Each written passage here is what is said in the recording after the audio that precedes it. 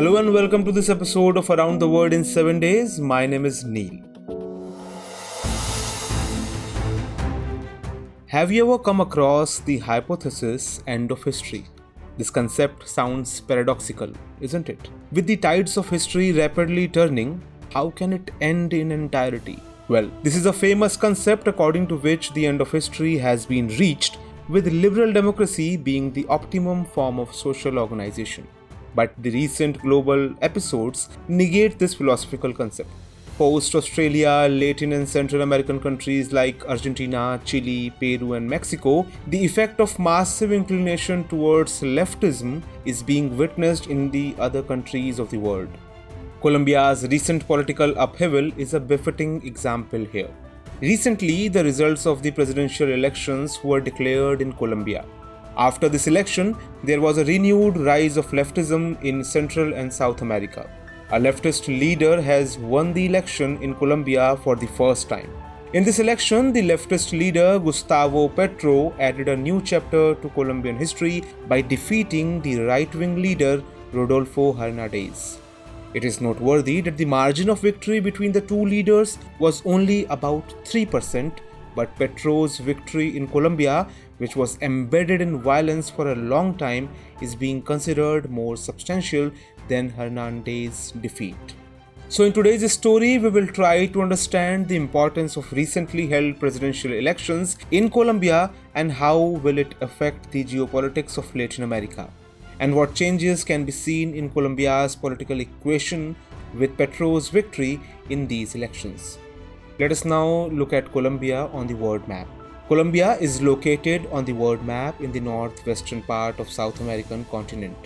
It is the largest country in the South American continent in terms of population and the fourth largest country in terms of area. It is positioned in the Earth's northwestern hemisphere and the equator passes through this country, touching its southern end. Therefore, Colombia partially falls in the southern hemisphere. It is bordered by Panama in the northwest, Ecuador and Peru in the south, Venezuela in the east, and Brazil in the southeast. It shares its waterfront with Costa Rica, Nicaragua, Honduras, Jamaica, Haiti, and the Dominican Republic. Amazon, the world's second longest and the largest river in South America, runs through this country. The capital city of Bogota, located in the heart of Colombia, serves as its administrative, political, economic, and industrial center. Peso is its official currency. Colombia was ruled by Spain till 1819. 3 years after it gained independence from Spain, the United States recognized it as Colombia in 1822. The United States commenced a diplomatic mission in Colombia in 1823. The contemporary Colombian Federation included the territories of present-day Colombia, Ecuador, Venezuela, and Panama. Ecuador and Venezuela got separated from the Federation in 1830. The history of Colombia suggests that its name was changed several times. It was known as New Granada from 1830 to 1856, as the Grenadine Confederation from 1856 to 1863, and as the United States of Colombia post 1863. Later, it changed its name to Republic of Colombia in 1886.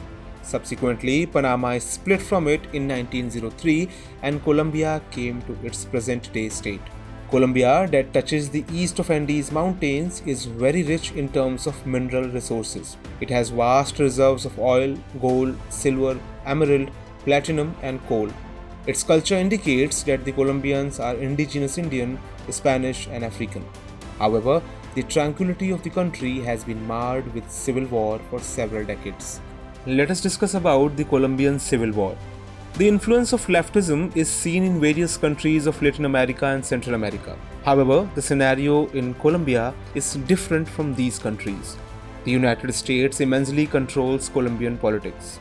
Various Colombian governments have been influenced by the political regime of the United States. Hence, Colombia has faced problems like human rights abuses, drug trafficking, and fraud, etc. for the past several decades. The Colombian drug mafia is so influential that they can even pull down the Colombian government on their own. The drug trafficking takes place from Colombia to the United States and several other European countries. Various Colombian governments made promises to curb drug trafficking, but these proved futile. Consequently, Colombians had to bear the brunt of drug trafficking.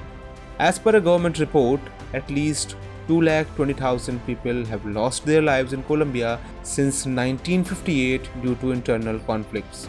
According to the National Center for Historical Memory, a Colombian government agency, about 1982 genocide incidents were recorded in Colombia from 1980 to 2012. Out of these, right-wing paramilitary forces were responsible for about 1166 genocide incidents, left-wing insurgent groups for 343, government security forces for 295, and some anonymous armed groups for the rest genocide incidents. Left insurgent groups included many factions like FARC or FARC, ELN, and M19, etc. FARC, that is Revolutionary Armed Forces of Colombia People's Army, is Colombia's largest and most powerful rebel group. This group came into existence as a labor force after the Cold War. ELN or National Liberation Army is a Marxist-Leninist guerrilla group that has been active in Colombia since 1964. M19 was active as a guerrilla group in the 1970s and 80s. Gustavo Petro was a member of M19. M19 later started showing interest in political activities, and Petro becoming the president of Colombia is the prime example of involvement of M19 in Colombian politics. Now let us analyze the impact of Petro's victory for Colombia. This victory is expected to transform Colombian politics, economy, and foreign policy. Petro had promised during the presidential elections that he will completely overhaul the Colombian social system. Petro had also affirmed to transform the working style of the Colombian army and police. Significantly, Colombians have been troubled by the arbitrary modus operandi of the Colombian police. Numerous innocent people were killed in fake encounters by the Colombian police. In these cases, even if a policeman was found guilty, he would go unpunished as the proceedings of these cases were conducted in the military courts. Petro has assured that the fake encounter-related trials will be conducted in regular courts so that the accused could get due punishment. He has also guaranteed to abolish the riot squad of the Colombian police. Petro believes that the military's job is to ensure security, while the police's job is to protect the human rights of the people. Hence, he has vowed to introduce more specialization in the armed forces by abolishing compulsory military service for men. Apart from the above promises, Petro's electoral agenda also included several other promises. Significantly, none of the Colombian governments had succeeded in establishing peace with the Colombian rebel groups. In 2016, the then government had signed a peace agreement with the FARC guerrilla faction, but this agreement did not last for long. Petro has said that he will try to rework this agreement.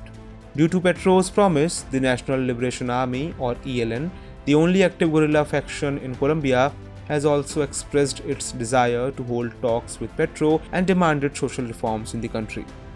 Petro also intends to bridge the social and economic inequality gap in Colombia. Therefore, he has nominated Francia Marquez as the Vice President of Colombia. She will be Colombia's first black female Vice President. She has emerged as a voice for Colombian women and marginalized people. It is worth noting that about 40% of Colombians are below the poverty line. Colombian power was so far occupied by people belonging to the aristocracy. However, Petro's victory has curtailed this trend. Petro has decided to impart free education and protect women's rights. He has also decided to introduce financial reforms with about $13.5 billion. Although Petro is making efforts towards bringing about a positive change in Colombia, but he will have to face various internal and external challenges. Several countries of the world are keeping an eye on the nature of Colombia's diplomatic relations with them. Colombia's relations with the United States will also be closely observed. Let us try to understand the changes that can take place in Colombia's bilateral relationships. It is being speculated that the new Colombian government can bring significant changes in its bilateral relations. The biggest change is likely to be carried out in Colombia's relations with Venezuela, as both the countries share about 2,200 kilometers long border. Venezuela ended its bilateral ties with Colombia in February 2019 after the then Colombian government led by Iván Duque backed the activities that were violating Venezuela's border under the guise of providing humanitarian aid. The relations between both the countries are likely to resume under Petrol's leadership. Colombia has been the most reliable ally of the United States and also the biggest beneficiary of the aid provided by the United States in Latin America. Colombia is considered to be the biggest stronghold of the United States in Latin America. Bilateral relations between both the countries can flourish if Colombia decides to take strict action against the drug mafia. The United States reportedly carried out several campaigns to eliminate the illegal drug trade from Colombia. However, the United States pretended to eliminate the illegal trade from Colombia, but it did not take any concrete steps in curbing the Colombian drug trade. Through its policy, the United States invested a lot in Colombia to curb the production and export of cocaine. Despite the efforts made by the United States, drugs were illegally traded from Colombia to the US on a large scale. The US policy led to the destruction of the coca crop. Consequently, the Colombian farmers and producers suffered heavy losses. Petro intends to find an alternative to this problem so that Colombia's development projects can be carried out and the Colombian farmers also do not have to face any misfortunes. For the same, he has decided to reconsider the bilateral trade deal of 2006. Petro has sought United States assistance to save the Amazon rainforests. Against this backdrop, the question arises whether Colombia will be able to maintain its close relations with the US or will the effect of different ideologies be visible in their relations. It is also being speculated that the new communist government of Colombia may incline towards Russia. In such a scenario, it remains to be seen how Colombia's bilateral relationships with other countries of the world would unfold in the coming times. Now let us look at the question based on today's bulletin. What are the implications of new regime change in Colombia? How Colombia's bilateral relationship with other countries of the world would be in the upcoming times? Comment. That is all for this session of Around the World in 7 days. See you in next episode. Stay tuned.